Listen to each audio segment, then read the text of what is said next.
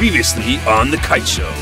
There's been a bit of a complication. Hey, I think there's a new hot blonde in town, so I think you can take a backseat for this episode. I'm going to take over the presenting, so get out now. Yeah.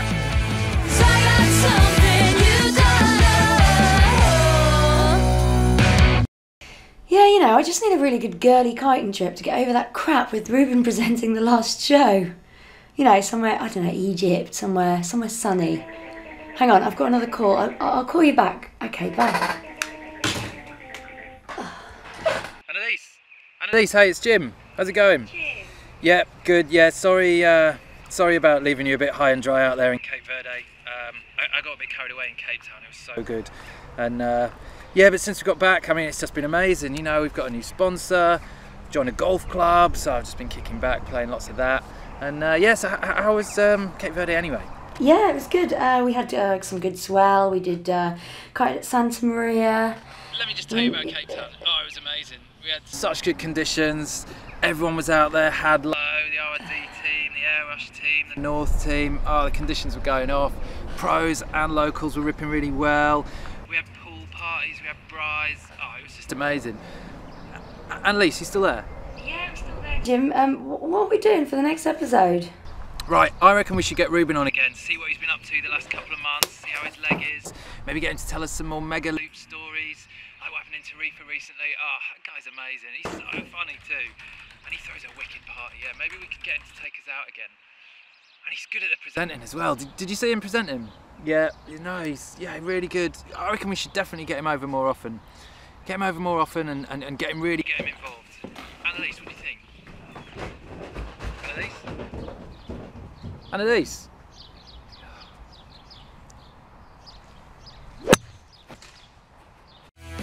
In a two-part special, Susie May shows me around her hometown of Cabarete before we catch up by her pool to get the lowdown on her career and what makes her tick. Progression are back with tips on handle passing and riding switch. We round up the hottest headlines from the world of kitesurfing. We reveal the lucky winner of the Airush FS Team board and launch the Shinn ToyBoy competition. We continue our Champions Move of the Month series. This time, the top girls step up. And finishing us off is an action-packed compilation of some of the sport's best female shredders.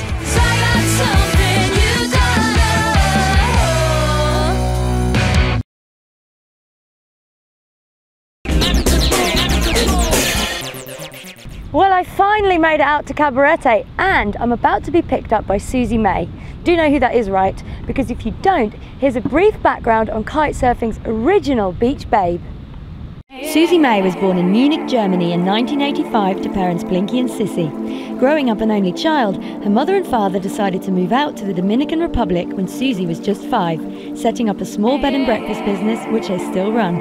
Blinky also shapes kitesurfing boards, and Susie inevitably caught the bug, starting to kitesurf in December 2002. Just 6 months later, she was already competing on the PKRA World Tour and spent a handful of seasons in the top 5. Most notable, though, are her impressive rack of back-to-back wins at the legendary Red Bull King of the Air event at Hookkeeper on Maui in 2003, 2004 and 2005. Susie is now more widely recognised as a lifestyle rider. But this pint-sized blonde bombshell isn't just a pin-up girl for Cabrinha, having carved out one of the longest professional riding careers in kiteboarding. Standing at a pocket-sized 5'2", don't underestimate her power. Currently producing her own videos and presenting TV shows for Red Bull in Germany, her adoring Facebook fan page fan count is pushing 170,000. We caught up with Miss May to take a peek into the lifestyle of kitesurfing's original hard-charging princess. Hey Susie! Hi, welcome! Shall I get in? You want to show me your first spot? I'll show you my surf spot.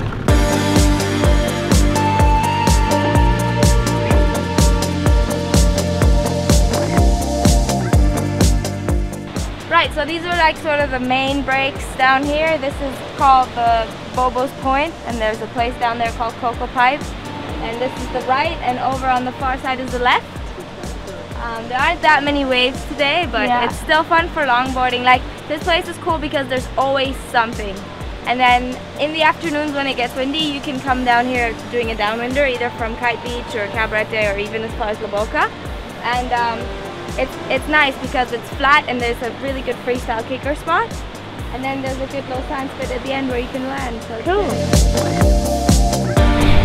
Right, so this is Kite Beach. This is usually where I come to have lunch after surfing or a late breakfast. And just behind me is Agualina. That's the Cabrinha center where I kite out of. And yeah, now I'm gonna show you town.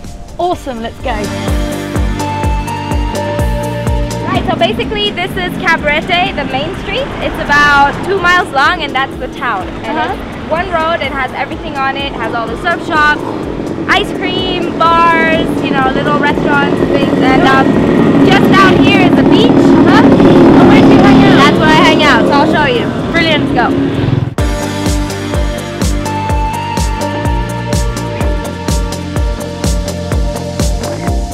Right, so now we're on the actual main beach of Cabarete. It stretches all the way around the point till about Kite Beach. And just behind me is Lax, which is one of the main bars where I usually hang out. And this is cool because there's all sorts of different bars and restaurants right here on the beach. And yeah, it starts in the morning and ends, you know, whenever at And night. what time do you go home? I'm not gonna say that. That's a secret. Okay, that's fair enough. But I'll show you where I live now, shall I? Perfect. Right, so this is my house. Cool.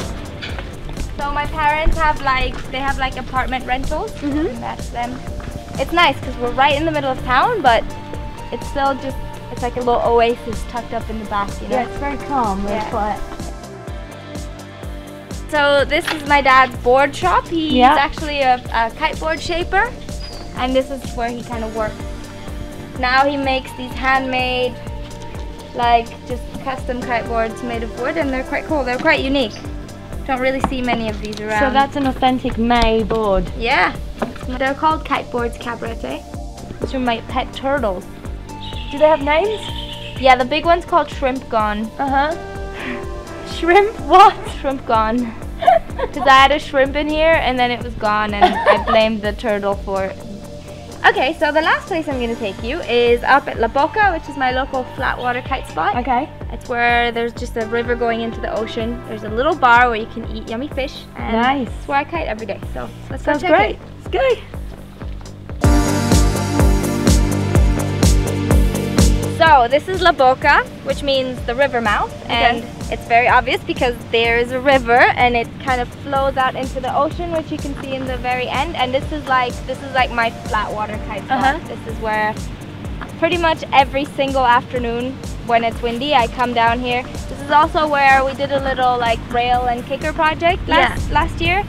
In the spring, had Aaron out here, and it was really fun. And it's a good because the water comes all the way up to here at high tide. So at low tide, you can just build whatever you want, kind of drop it in, and then you can, as you see, my kicker is just there still. Did you make that yourself? We did build that ourselves last year, but the weather's kind of messed it up a little bit. But it's cool because you very rarely get places where you can just leave obstacles in the water and no one, you know, will bother to, you know, ask you for permits or whatever. So it's pretty cool. So there's just all this really nice flat water. Usually we do tricks coming in, and then you can do tricks right by the shore, and it'll just, you know, even if your kite crashes, there's a little bit of, it's not a beginner spot. Like if your kite crashes and you're not very good at relaunching it, you're gonna end up in the trees down there. And it gets busy, I guess. It doesn't, you know, because people don't really, people here are so lazy. They barely, it's a 10-minute drive from town, and you kind of go along this little dirt road, and people actually don't ever come here. It's crazy. Like, even though everybody knows it's here, people barely ever make the effort. Well, cheers to that. Cheers. Woo! So basically, after you've eaten and had lots of pina coladas, not too many, you can kite from the river out into the ocean, and then go downwind all the way along the coast, and pretty much end up at Encuentro again. And start all over again. Back to the start. Woo!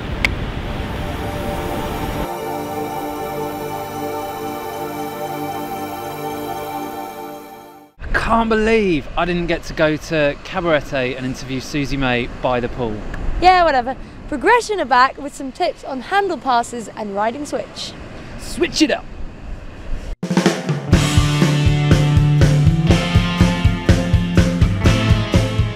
In episode 2, we started you off with the fundamentals of competition kitesurfing. Unhooking, the Rayleigh, and the S-bend. So the next steps are 2 areas which build on these earlier aspects and will bring a whole new dimension to your kitesurfing. handle passes. Once you start progressing, you'll try landing tricks to blind or rat. But ultimately, you're going to want to start passing the bar. Strength plays a part, but technique is just as important. Top tip, the bar into your hips. You should always be aiming to have the bar pulled in towards your front or back hip, ready to pass.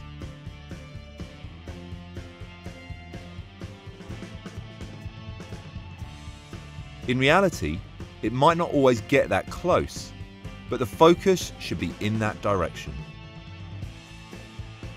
Switch.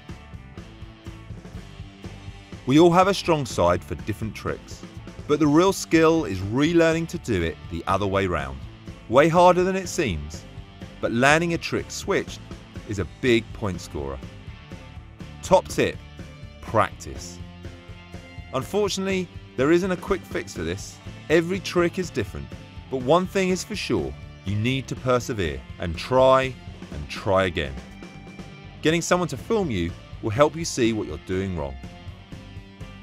Obviously, there is a multitude of ways in which you can take a simple Rayleigh or S-bend, throw in some further rotations, grabs, and the all-important handle pass to keep you busy on the water. But even if you're still working on the basics, try out a local competition and force yourself to try something new in your next session.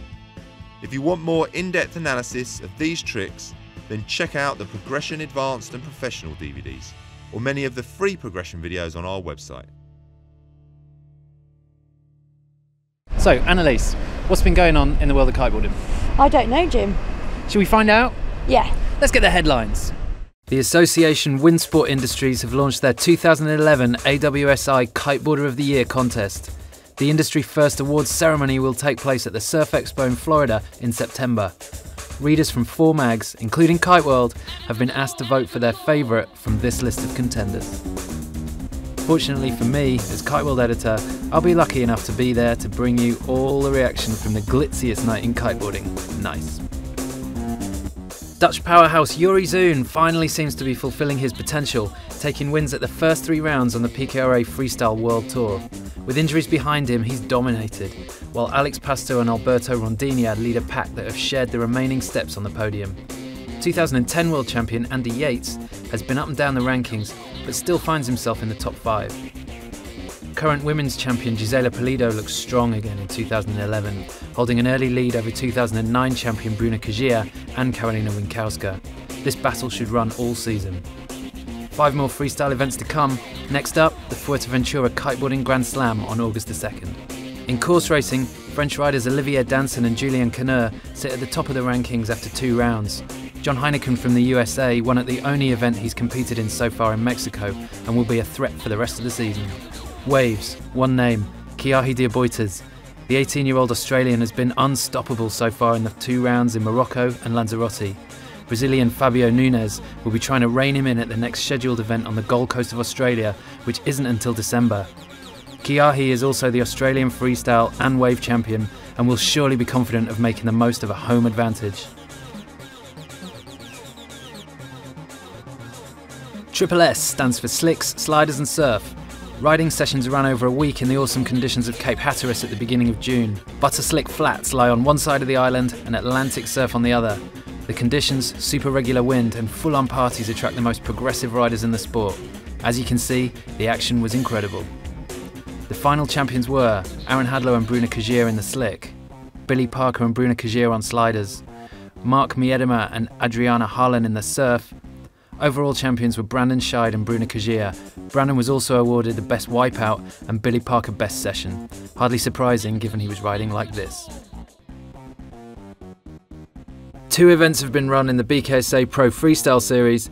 A first and a second place for last year's runner-up Luke Whiteside leaves him on top of the leaderboard, ahead of last year's champion Ned Taylor and the ever-competitive Ali Barrett in 3rd. Hannah Whiteley leads the ladies contest and looks to break a championship record, claiming her 3rd title on the trot. With course racing booming this season, the results have been rolling in regionally and nationally. Denzel Williams is cleaning up, winning every event so far. The Kiteboard Tour Asia has been gathering huge momentum over the last 2 years as kiteboarding explodes across the continent. 292 riders of 36 nationalities took part over 5 events in the 2010-11 season. The oldest was 68 and the youngest competitor just 12. The event in China saw the most entrants with 81 riders. Here's your list of champions. New countries and new events will be introduced next season, including Asian course racing, kitocross, speed and waves. Never far from the news, Aaron Hadlow has just about released all the videos in his 900 series. Together with the awesome Boomting Productions in Cape Town, Aaron made a series of 6 mini-movies following his quest to land the first ever 900 in kiteboarding. The anticipation is just too much. Did he make it? Call us stupid, but we haven't figured out the ending yet. Ooh, I hope he makes it. Our old mate Lewis Crathern wasn't to be outdone by a few flat spins. A documentary about the build-up and follow-up to his pier jumps in Worthing and Brighton has been released online, after a preview screening in Worthing's Dome Cinema no less. Find it at facebook.com/The Man That Touched the Sky. And finally, you may have seen some incredible clips of Ben Wilson riding a massive wave at Cloudbreak in Fiji recently. Not only was it huge, but Ben, Ryland Blakely and Lona Humphreys were strapless. Kiteworld got the scoop. Check that out and more in issue 52, out early July. Well, I'm joined here by the lovely Kristin Boese. Welcome to the UK. What brings you here? Thank you. I'm here for the KB4Girls event in Lansing next weekend. We had one here last year with you. It was a great event and I really loved all the British girls, so we had to come back this year. Well, the one after this is Germany. We actually just had Holland last weekend and then we're still gonna have Hood River in Oregon, New York and Perth on the map for the year. And what about the KSP? We've been hearing a lot about that. It's a dream wave tour. You're heavily involved. Can you tell us a bit about the background of it, where it's going to be stopping off and things like that? Yeah, it's a completely different project, obviously. It's really a kite surf tour. It's a group of riders that got together. It was me, Tu Montero, Gilly Brandau, Sky Solbach and myself. Okay. And we kind of looked at the wave events that were existing and we didn't really think it was presenting kite surfing in the way it could be presented. Yeah. And so we want to bring the sport to prime locations in their prime season, and we're going to go to Mauritius, Peru and Cabo Verde this year. Fantastic. And hopefully we're going to see some really good action there. Hopefully you get some good conditions as well. Yeah. Have you got a long time at each event to allow for conditions? We're going to have 7-day events with a 3-day possible extension period, so that gives us 10 days.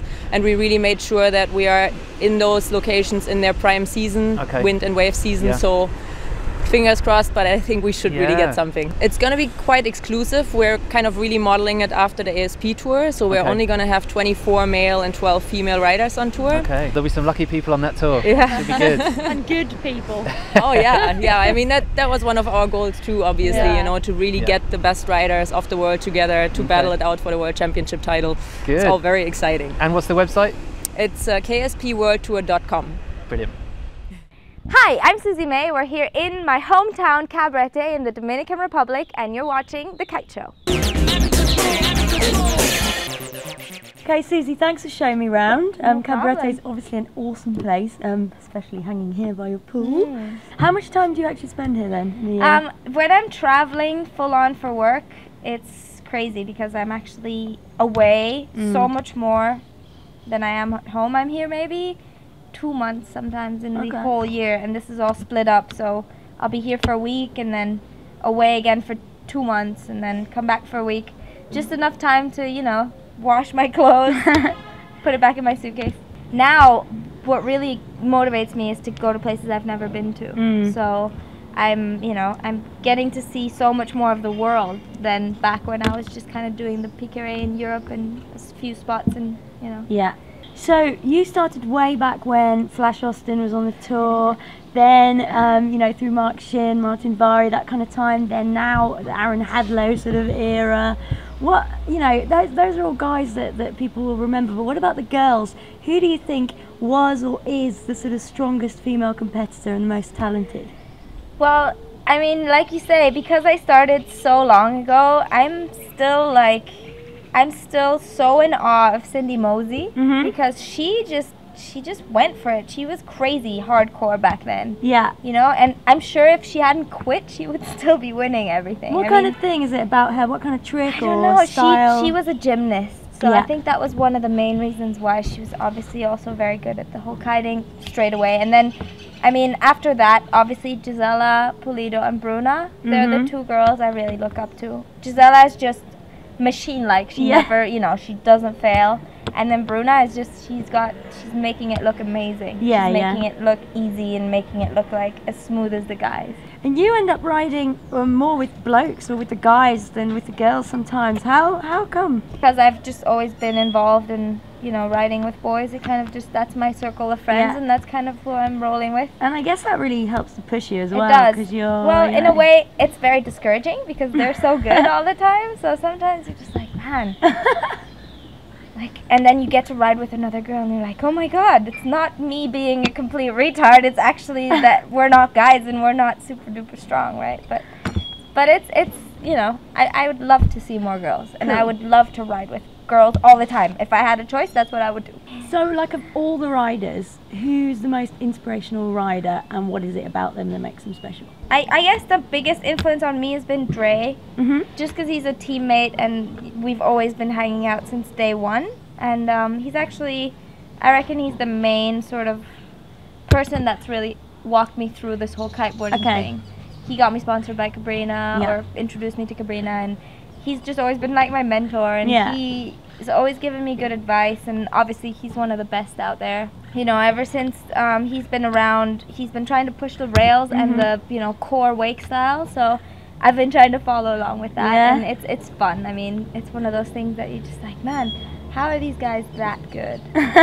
Why am I not? Another rider that has always influenced me a lot throughout the years, whom I've also met very early on in the game, is Aaron, and he's, I mean, it goes without saying, 5-time world champion, he's unbelievable kiteboarder, but there's just energy about him when you're riding with him. He's very sort of, he's motivating, you know, it's almost like he makes it social, like you're kiting together rather than everyone go off and kite and do their own thing. And he's, you know, he's always taken time out of his day to sit down and explain stuff, and you know, it's one of those things where it's like, ooh, I'm gonna do this trick and make sure Aaron sees it. If I land it in front of him, it's gonna be amazing.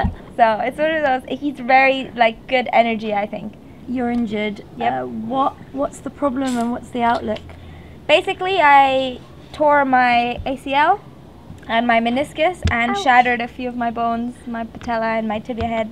I was at the CWC in the Philippines at the Wind or No Wind event and came off a kicker, and I was wakeboarding, not kiting, so you know, it's one of those things, you really, you know how to do something on a kite, doesn't mean you can do it on a wakeboard, and I learned that the hard way. So I had surgery in December, and now I've just been doing rehab.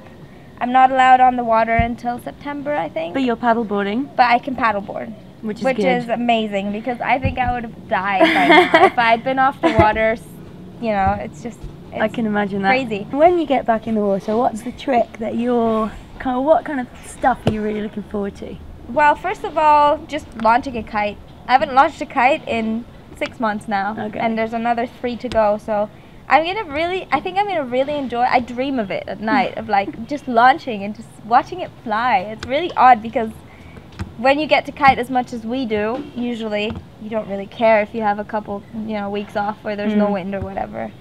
And it's going to be a slow process. I'm not going to obviously be able to go straight in and do all the tricks again, but I think the main thing I'm looking forward to is just getting out, riding beyond the reef and jumping off a wave and just flying through the air and being like, okay, this is good, I can land this, my knee's okay. Yeah, I think that's the moment that I'm looking forward to most. Susie, a lot of what you do as a lifestyle rider involves getting good images. Who is the best photographer you've worked with and why? Ooh, this is a good one. I actually don't, I don't know, I can't really say. My favorite person to shoot with is Tracy Craft. Yeah. Big reason being that she's amazing, but also it's amazingly easy to work with a girl. Because she's a chick and she knows, and she's never gonna publish a photo that makes you look funny, you know, or when you're kiting sometimes there's stuff going, you know, or you lost your bikini maybe, you know. When you're shooting with guys, they're not always that sensible about that sort of stuff. So Tracy is definitely my favorite person to shoot with. And other than that, I've worked with pretty much everyone, I guess, in the industry. I really enjoy shooting with Christian Black. He's always good fun. From Brighton. Yeah. Our And hometown. I also like JB, John Bilderback. He's a really, really, really good photographer, I think. But you know, at the end of the day, whoever's taking pictures, you know, that's who I'm shooting with. And you're pretty relaxed behind the camera now. Cool. I'm cool with. 10 years you've been doing kite surfing career already, which is amazing. What do you think the next 10 years hold in store for Susie May? Well, I don't know. It's pretty hard to say what's happening, you know, in the sport. Everything's changing so quickly, and in my life as well, you know. So, I mean, I didn't, you know, grow up thinking, oh, I'm going to be a pro kiteboarder, and then this is exactly how, you know, there's no handbook, if you will. There's no way of knowing what's going to happen next. So I think it's all about taking opportunities and kind of rolling with it. So honestly, I have no idea where I'm going to be in 10 years. Well, let's hope it's somewhere really good. Thank you very much, Susie. That's been awesome. No worries. It's definitely going to be somewhere warm and nice and sunny. Hopefully with no more injuries.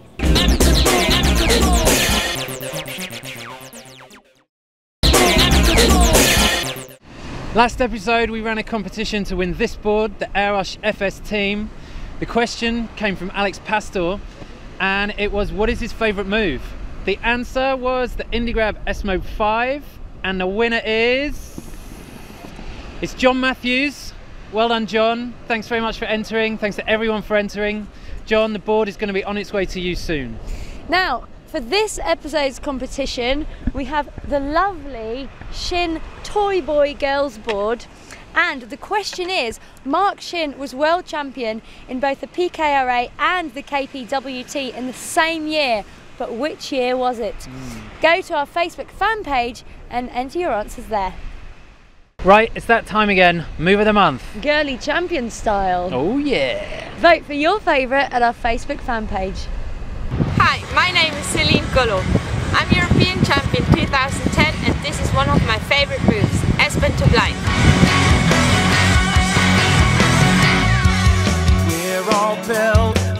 Hey guys, my name is Isela Pulido and PKRA 2010 world champion, and this is my front blind move. But we give it names.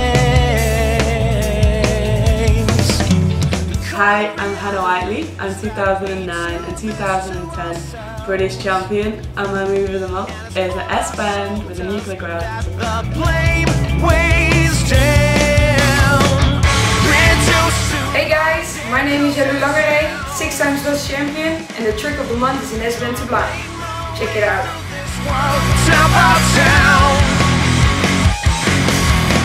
Trapped under ice, I can swim, but I wanna fly. Can't you see this is my sacrifice? Well, we hope you like our shiny new site and that you've enjoyed watching this episode. As always, you can leave your comments on our Facebook fan page. Now, a lot of the music this episode came from a kite surfer in Exmouth in Devon called Ben Asselman. He goes under the artist name Digital Impression. He got in touch through Facebook. If you make music and you want to do the same, we'd love to hear from you. And I'd also like to thank Arn for supporting this episode, and thank you very much for watching. Now, playing us out, we got a load of chicks shredding.